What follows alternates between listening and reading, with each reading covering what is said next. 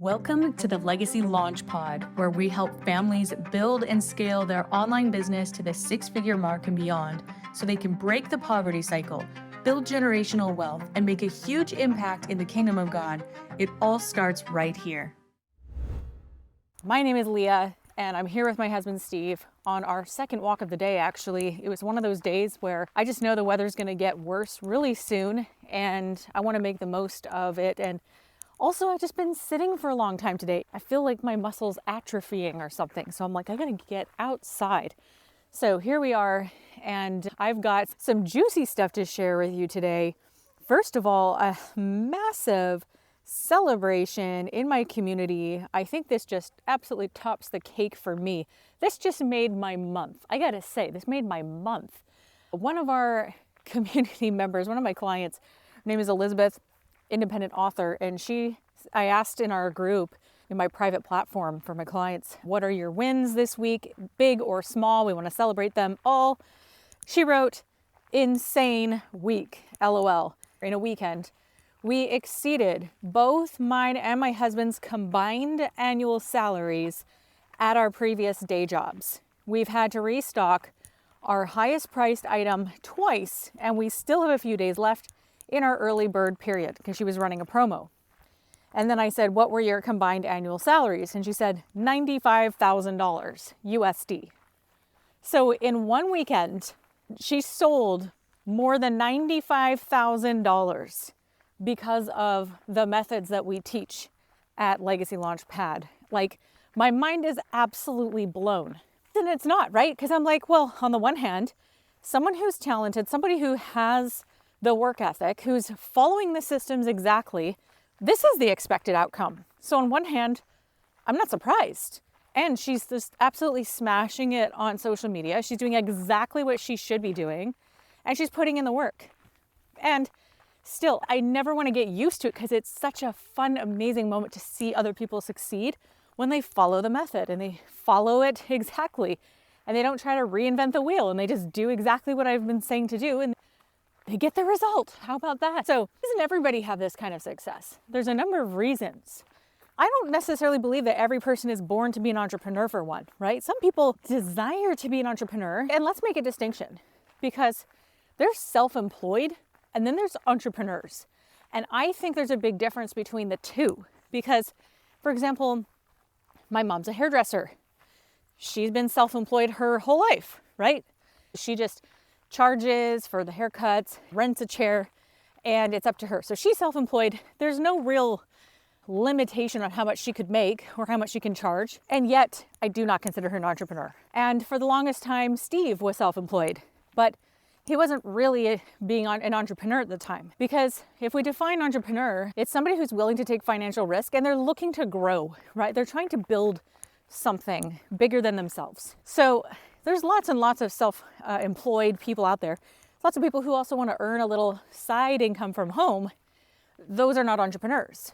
Those people would be better off with a steady 9-to-5 or doing a little something on the side, maybe some remodeling, revamping chic furniture, reselling things. That's fine, but I consider that more of a hobby, not an entrepreneur. And so someone like Elisabeth, who is an independent, self-published author, she's an entrepreneur because she's looking to grow. She's building a brand. I'm calling her my Brandon Sanderson 2.0 because she's actually building an amazing following. She is building an audience who's following everything she's doing.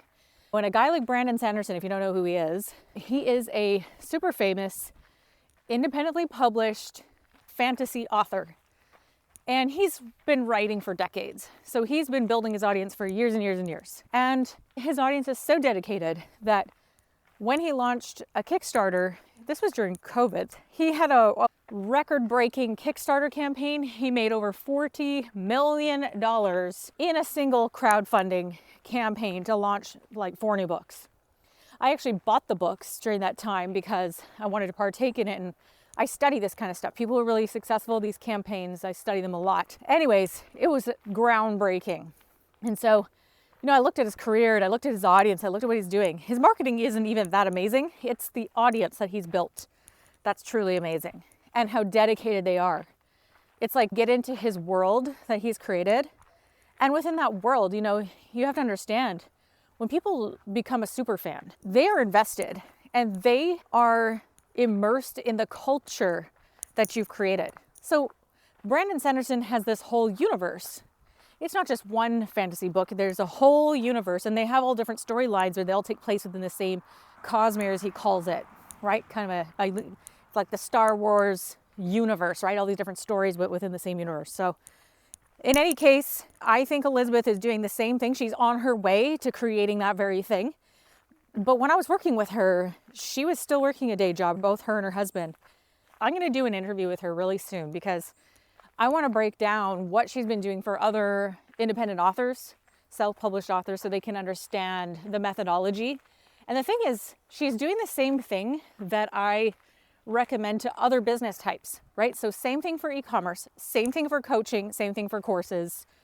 It's the same framework, right? And the framework is based on creating your content pillars, daily content, building an audience from scratch, building your email list, making regular offers to them, doing regular drops. Now she won a little testimonial contest for me earlier, and she won a one-on-one coaching call with me. And in that coaching call, it's worth $5,000. And this is why it's worth $5,000. It's worth a lot more than that, actually. It's because I came prepared. I had a whole page of notes for her on here's the next thing you need to do. You're at this level. Now, if you want to just tip the scales a little farther in this direction, here are the things you need to do. And I had it all mapped out for her. And then guess what? She went and did it and just made 10 times that amount. She just made 100,000 in a weekend because she followed exactly what I said to do. So that's why my coaching is not free. That's why it's not cheap, is because I know the kind of results that it gets people. I know what it will produce if the right person takes it and actually executes. So when we talk about who's just looking to make extra money on the side versus a self-employed person versus an entrepreneur, those are three different levels. And once upon a time, I was at level 1, right?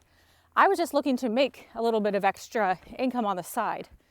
I wasn't trying to become a millionaire. What do I say to that person when they're at the beginning? Do the best you can with what you have in the moment. That's exactly where you begin. The difference for me is I already had a bigger vision.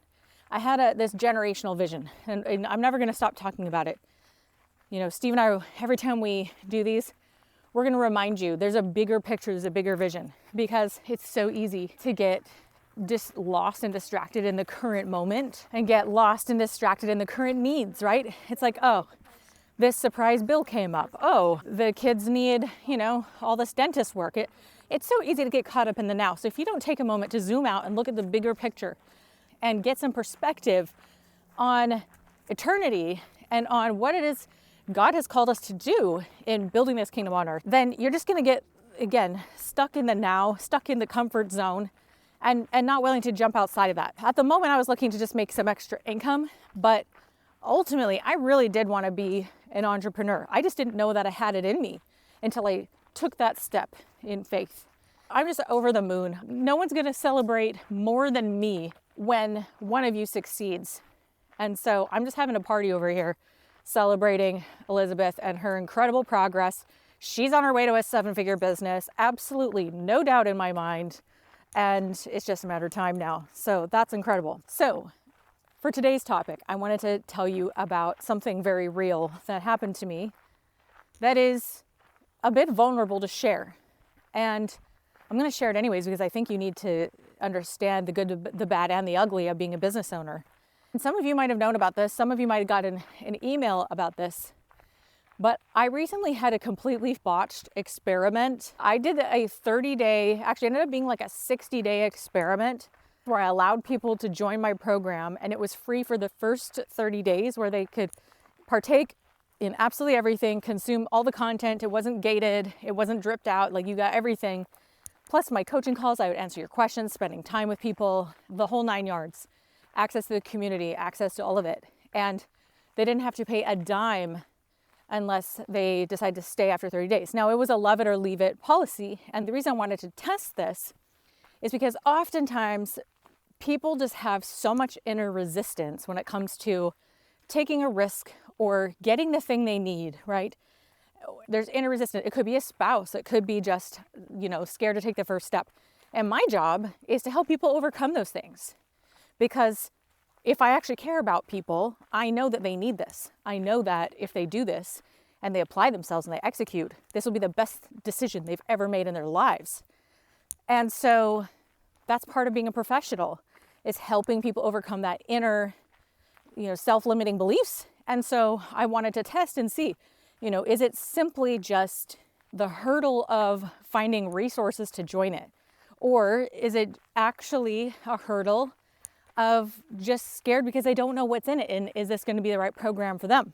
So I put out this experiment. Lo and behold, I had literally dozens and dozens of people join. And the way people had to join was they had to read a document very thoroughly where I clearly outlined who this was for, who this was not for, how it would work, the stipulations. And then I also let them know, listen, I'm actually the one taking on all the risk here, because someone could join, consume absolutely everything, and then leave on day 30 and I get nothing, and they can literally walk away with all the material. So they get it all and I get nothing. And that was a risk I was willing to take if it meant helping people overcome that inner resistance that I think a lot of people have. And so, to my delight and surprise, dozens and dozens of people joined. And I was like, wow, I hit the nail on the head, man. People clearly had an issue with risk, right? They had an issue with not knowing what was behind the curtain, not knowing if this was going to be the right program for them. And by letting them in, this is all they needed. So I did that. To my horror and dismay, well, before I say that, I set some benchmarks, right?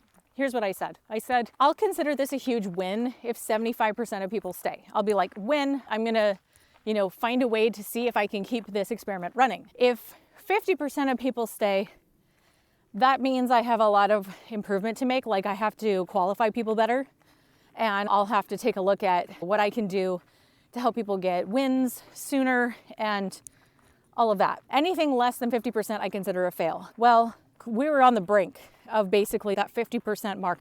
It was more like 40% of people stayed, 60% of people dropped out, and they all dropped out mostly on day 30. Like, they waited until the absolute last second to notify us, or day 31, like the day after when they realized. And so let's just say that did not make me feel very good for a minute there. I consider this a colossal failure. And so I'm going to share it with you. So I definitely have some learnings and takeaways from all of this. And first of all, I felt taken advantage of because it wasn't just a few people. No big deal. If it was a few people who on day 29, day 30 are like, you know what, this isn't the right program for me, or I don't have time, fine, no issue. But the fact that the majority of people all did this at the same time told me a few huge indicators. And I want to get Steve's perspective on this, of course. Well, him and I have talked about this a lot already, but I want you to hear it from him. But my takeaway is, this is nobody's fault but mine. It's not their fault. It's not their, they took an offer that I made, right? And I ultimately let each person into the program to try this. And the thing that hit me was the reasons every single person gave were the exact same. There was primarily two. One is, this actually isn't a good time for me. I don't have time for this. So a time excuse. And the second one was, I actually can't afford it. I was hoping I could make enough money in the first month to pay for the program, but I can't. Or I didn't have the time to put into it to do that, so now I need to cancel. But your program's amazing. I'm going to save up to join later. And then a few people said this was far more robust than I was expecting. Yeah, that's because you've been consuming baby food out there in the real world. You've been consuming pablum and baby food and courses that don't actually do anything. My program is robust, but the content isn't long. It's actually like 20% content and 80% you executing. And I think just people don't want to do the work. That's a big part of it. And I try to be very upfront about this with people so they know what to expect. It's like, this is not a twiddle your thumbs, take in content, drink your latte, and sing kumbaya. This is like, do you want a 6 or 7 figure business? Here's what you do. Go do it. If you don't do it, what kind of result are you expecting? Those are the top reasons people gave. Bit off more than I could chew. This is more robust than I realized. And I can't afford, don't have time. Same thing over and over again. By the way, those are people's top reasons for never joining anything at any time with any program. Those are not unique to me. So if you're a course seller or coach, write those ones down, because those are the main things you're going to get over and over again. Very predictable. Now, ultimately in the end, it's my fault. Do you know why? It's because I swung the door open a little too far, and I did not properly qualify each client. Now, I had a quick chat with every person individually, but I didn't qualify them to the degree I normally do. And that's because this was an experiment, right? And I was testing something. And so now I have my answer. And this is the whole thing about marketing, is that everything's an experiment. Sometimes you're gonna experiment and you're not gonna like the results. And you're gonna be like, wow, I suck. I went from thinking I was really smart to thinking I really suck. What did I learn? This is just data, right? It's not personal. There was one day that really got to me. I was like, oh, wow, these people, they all just left on day 30. They waited to the last second to try and extract everything they could, and I'm like, okay, let's not be a victim here. This was my idea. This was my experiment. I was the one that let them in. So if I let them in, then it's on me. So these were people that were not qualified for the program. They weren't ready for the program for whatever reason. Had I done the correct qualification process, I would have figured that out and I wouldn't have made the offer. Lots of lessons to learn on my end.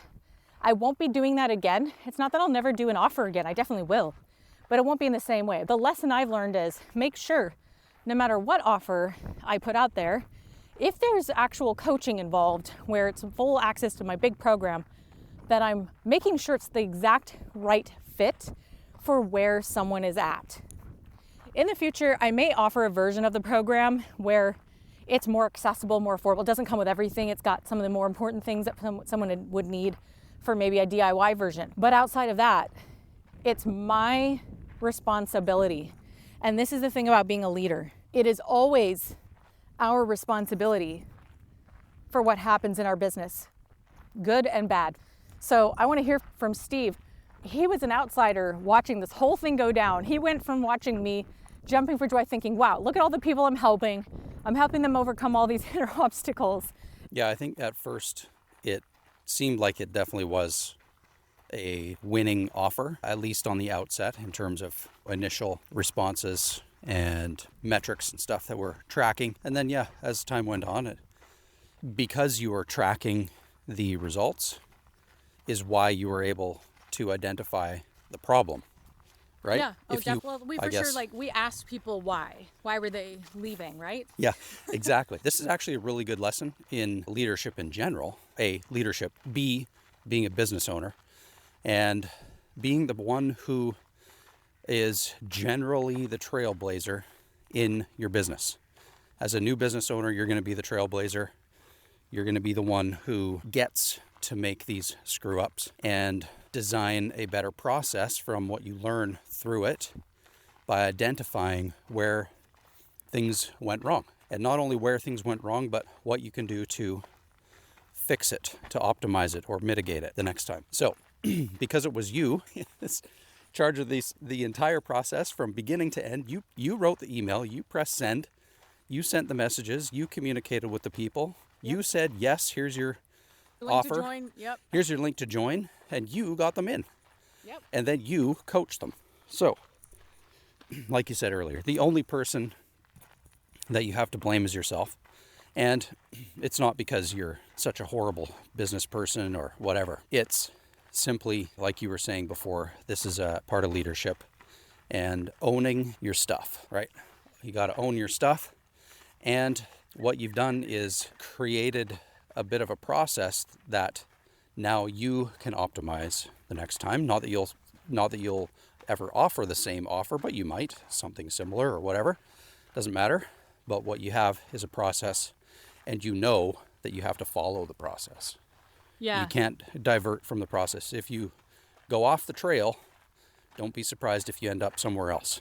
Yeah, and the other thing is that, you know how I said at first I thought, wow, I'm awesome, and then I went from that to, wow, I really suck. Yeah. The issue, the big mistake with doing anything like that, and just that self-talk that you're hearing, is that I'm equating my self-worth with the success or failure of something, which is, everybody does it until you recognize you're doing it. And so we've got to detach our emotions and our self-worth from the outcome of an experiment or marketing in general, or even a business outcome.